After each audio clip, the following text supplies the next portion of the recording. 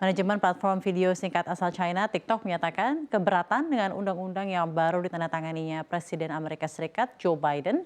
Regulasi ini memerintahkan TikTok melakukan divestasi dari perusahaan induknya di negeri tirai bambu, yaitu ByteDance.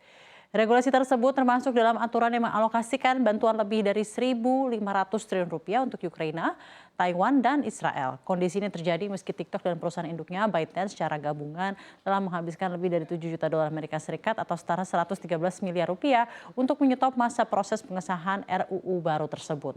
Jika diabaikan, TikTok diancam dikeluarkan dari pasar negeri Paman Sam. Amerika Serikat dan negara barat lainnya menuduh platform media sosial ini menjadi kaki tangan Beijing dengan mengumpulkan data dan mata-matai penggunanya.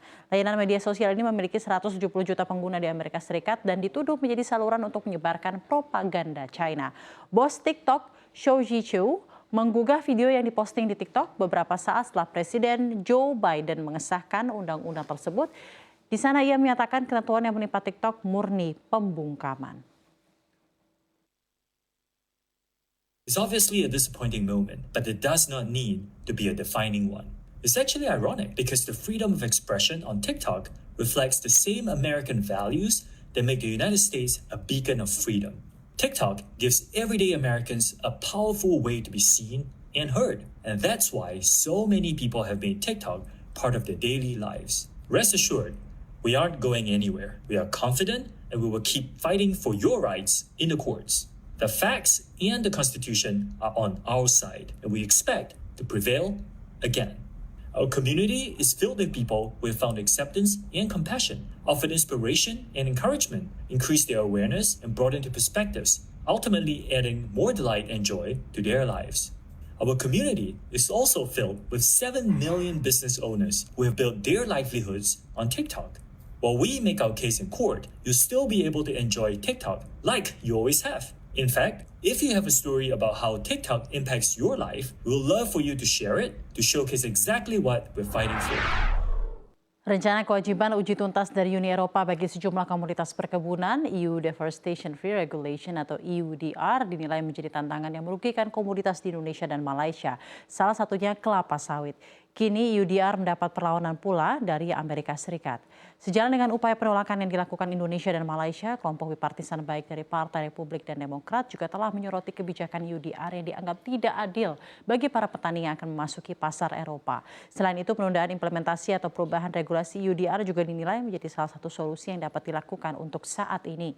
Kebijakan EUDR yang juga telah mendapat sorotan dari New York Times dan Financial Times tersebut juga dinilai akan memberikan dampak berupa potensi masalah pada rantai pasokan yang berkelanjutan, harga dan pilihan konsumen hingga dampak bagi petani dan negara pengekspor. Selain sorotan dan kritik yang disampaikan Amerika Serikat terhadap kebijakan EUDR tersebut, gelombang kekhawatiran juga diutarakan oleh berbagai negara-negara seperti India dan Brazil serta sejumlah negara lainnya menyampaikan perhatian yang sangat serius mengenai tuntutan dari implementasi kebijakan EUDR tersebut.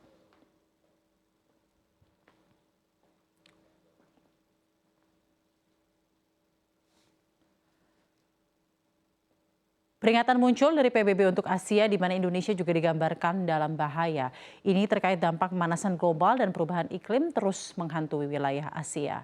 Hal ini terungkap dari laporan lembaga PBB, Badan Meteorologi Dunia atau WMO State of the Climate in Asia 2023 pada Rabu. Laporan itu menganalisa bencana pada tahun 2023 lalu, disoroti bagaimana laju percepatan indikator perubahan iklim utama seperti suhu permukaan, pencairan gletser, dan kenaikan permukaan air lautnya akan berdampak besar pada masyarakat, ekonomi, dan ekosistem di kawasan.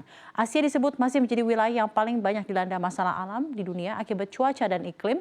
Benua Asia mengalami pemanasan lebih cepat dari rata-rata global dengan tren meningkat hampir 2 kali lipat sejak periode 1961 hingga 1990. Banyak negara di kawasan Asia mengalami tahun terpanas yang pernah tercatat pada tahun 2023 bersamaan dengan kondisi ekstrim mulai dari kekeringan dan gelombang panas hingga banjir dan juga badai.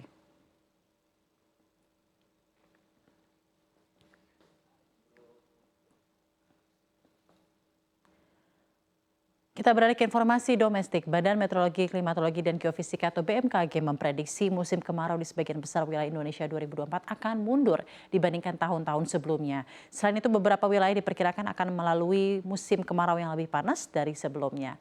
Adapun puncak musim kemarau 2024 diprediksikan terjadi di Juli dan Agustus 2024. Pergeseran awal musim kemarau terjadi di sekitar 40% zona di Indonesia. Di sisi lain, musim kemarau terjadi lebih awal di 25% wilayah di Republik Indonesia dan adapun wilayah yang diprediksi mengalami sifat musim kemarau di atas normal, antara lain sebagian kecil pesisir selatan Sumatera Barat, Bengkulu, Sumatera Selatan, Lampung, sebagian besar Pulau Jawa, Bali, NTB, dan NTT.